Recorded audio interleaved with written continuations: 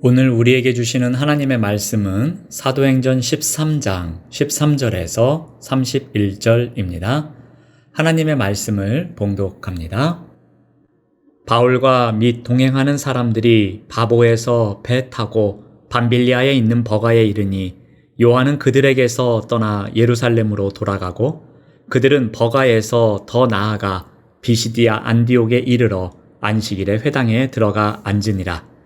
율법과 선지자의 글을 읽은 후에 회당장들이 사람을 보내어 물어 이르되 형제들아 만일 백성을 권할 말이 있거든 말하라 하니 바울이 일어나 손짓하며 말하되 이스라엘 사람들과 및 하나님을 경외하는 사람들아 들으라. 이 이스라엘 백성의 하나님이 우리 조상들을 택하시고 애굽 땅에서 나그네 된 그 백성을 높여 큰 권능으로 인도하여 내사 광야에서 약 40년간 그들의 소행을 참으시고 가나안 땅 7족속을 멸하사 그 땅을 기업으로 주시기까지 약 450년간이라. 그 후에 선지자 사무엘 때까지 사사를 주셨더니 그 후에 그들이 왕을 구하거늘 하나님이 베냐민 지파 사람 기스의 아들 사울을 40년간 주셨다가 패하시고 다윗을 왕으로 세우시고 증언하여 이르시되 내가 이새의 아들 다윗을 만나니 내 마음에 맞는 사람이라 내 뜻을 다 이루리라 하시더니 하나님이 약속하신 대로 이 사람의 후손에서 이스라엘을 위하여 구주를 세우셨으니 곧 예수라. 그가 오시기에 앞서 요한이 먼저 회개의 세례를 이스라엘 모든 백성에게 전파하니라. 요한이 그 달려갈 길을 마칠 때에 말하되 너희가 나를 누구로 생각하느냐? 나는 그리스도가 아니라 내 뒤에 오시는 이가 있으니 나는 그 발의 신발끈을 풀기도 감당하지 못하리라 하였으니 형제들아 아브라함의 후손과 너희 중 하나님을 경외하는 사람들아 이 구원의 말씀을 우리에게 보내셨거늘 예루살렘에 사는 자들과 그들 관리들이 예수와 및 안식일마다 외우는 바 선지자들의 말을 알지 못하므로 예수를 정죄하여 선지자들의 말을 응하게 하였도다. 죽일 죄를 하나도 찾지 못하였으나 빌라도에게 죽여달라 하였으니 성경에 그를 가리켜 기록한 말씀을 다 응하게 한 것이라. 후에 나무에서 내려다가 무덤에 두었으나 하나님이 죽은 자 가운데서 그를 살리신지라. 갈릴리로부터 예루살렘에 함께 올라간 사람들에게 여러 날 보이셨으니 그들이 이제 백성 앞에서 그의 증인이라. 아멘. 오늘 말씀의 제목은 바울의 첫 번째 설교입니다. 마가 요한이 선교 여행을 중단하고 예루살렘으로 떠나가는 사건이 발생합니다. 새로운 사역을 시작한 바울이 맞이한 첫 번째 현실이 갑작스런 이별이었습니다. 마가 요한이라는 동역자가 자신을 파송했던 안디옥 교회도 아닌 집이 있는 예루살렘으로 돌아가며 선교 여정을 포기합니다. 이 일은 구브로에서 보았던 말씀의 압도적인 승리감을 일순간에 가라앉게 만들었습니다. 또한 이 일로 인해서 향후 바울과 바나바 사이에 심한 갈등을 초래할 정도로 큰 상처가 됩니다.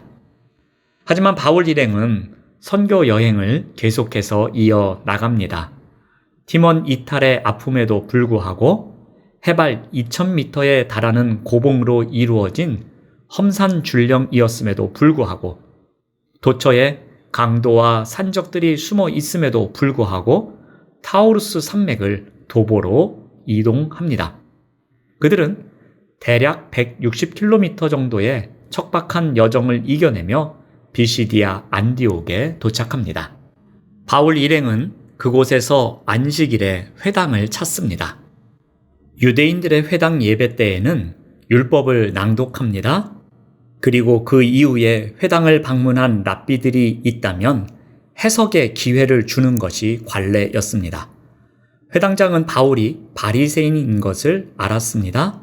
그래서 바울을 향하여 형제라고 부르면서 강론의 기회를 줍니다. 바울은 기회가 오자 복음을 전하기 시작합니다. 비시디아 안디옥 회당에서의 설교는 바울의 첫 번째 설교였습니다. 사도행전 13장 16절 말씀을 봅니다. 바울이 일어나 손짓하며 말하되 이스라엘 사람들과 및 하나님을 경외하는 사람들아 들으라. 바울은 일어나 손짓하며 시선을 모은 후 설교를 시작합니다. 바울은 설교를 시작하면서 이스라엘의 역사를 언급합니다. 이스라엘의 역사를 소개하는 바울의 설교에는 한 가지 중요한 특징이 있습니다. 모든 이야기 속에서 동사의 주어는 하나님입니다. 17절에서 18절 말씀만 살펴봅니다.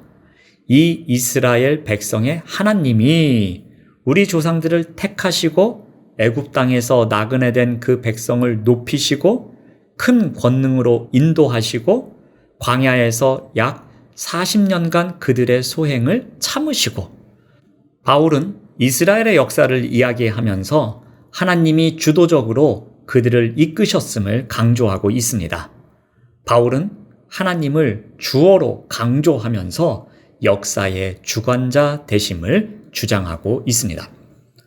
바울이 이스라엘의 긴 역사의 주어가 하나님이심을 강조하는 이유가 무엇이겠습니까?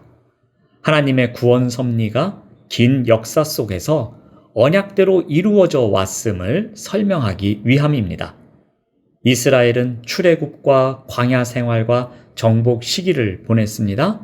그 과정에서 사무엘, 사울, 다윗 등의 지도자가 세워졌습니다. 하지만 지금은 이스라엘이 망하고 왕의 자리도 비어 있습니다.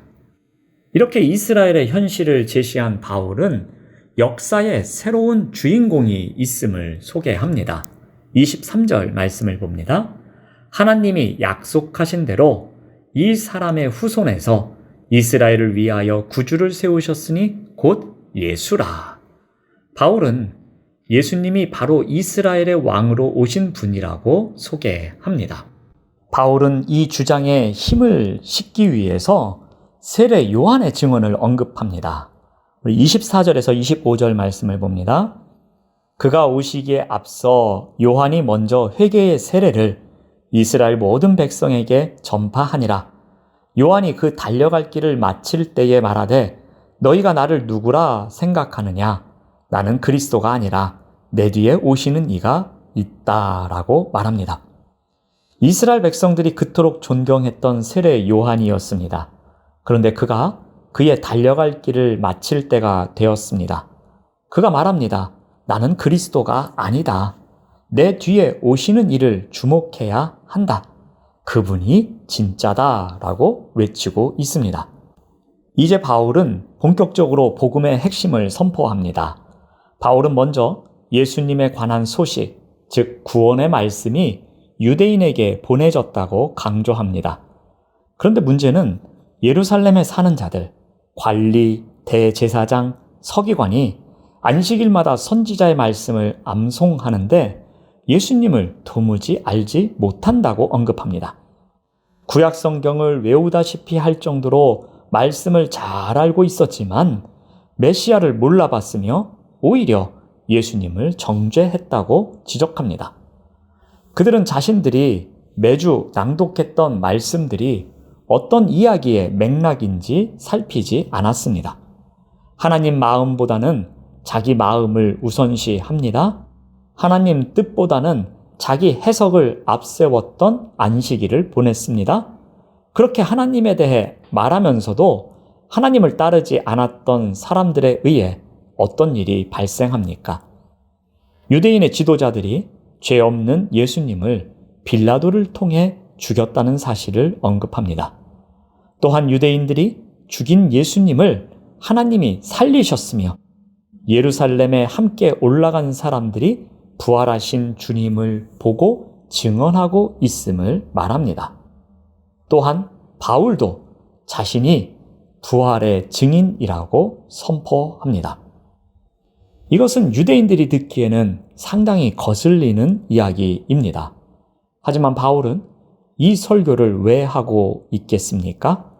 바울은 이 설교를 통해서 이 자리에 있는 사람들 또한 자신과 같이 구원의 말씀을 마주하기를 소망하고 있기 때문이었습니다. 바울은 자신이 예수의 증인 중 한 사람이었습니다. 그래서 설교를 듣고 있는 그들 또한 예수의 증인으로 살아가길 간절히 소망하며 설교를 이어나가고 있는 것입니다. 오늘 본문은 사도행전에 공식적으로 기록된 바울의 첫 번째 설교입니다. 그의 설교는 편안한 사색에서 나온 것이 아니었습니다. 당황스러운 이별도 겪었습니다. 험산 줄령을 넘고 또 넘어야 했습니다. 이러한 가운데 정리되었던 자신의 삶과 믿음의 고백이었습니다. 바울은 자기 마음과 생각이 아닌 하나님의 마음과 생각을 전하기 위해 이스라엘의 역사부터 시작합니다. 그 역사 속에서 주관자이셨던 하나님 이야기로 현실을 재해석하고 있습니다. 그리고 역사의 주인공이신 예수님을 소개합니다. 그에게 예수님은 세상에 오셔야만 했던 분, 그리고 우리를 구원해야만 했던 분, 그리고 지금도 살아계시는 하나님의 마음에 합하여 하나님의 뜻을 완성하시는 분으로 소개합니다. 오늘 바울의 첫 번째 설교를 들으며 우리의 삶에 적용해 봅니다. 우리 또한 어떠한 삶을 살아야 할까요? 우리 또한 예수님을 소개하는 삶을 살아야 할 것입니다. 우리의 구원자이신 예수님을, 우리의 삶 속에서 경험한 예수님을 우리가 표현할 수 있는 최고의 언어로 예수님을 전하는 삶을 살아가시는 우리 모두가 되시기를 바랍니다. 기도하겠습니다. 하나님 감사합니다. 우리 또한 이 땅에서 예수님을 소개하는 삶을 살아갈 수 있도록 인도하여 주시옵소서. 우리의 구원자이신 예수님을 우리가 표현할 수 있는 최상의 언어로 그 예수님을 전하는 삶을 살아가도록 인도하여 주시옵소서. 예수님의 이름으로 기도드립니다. 아멘.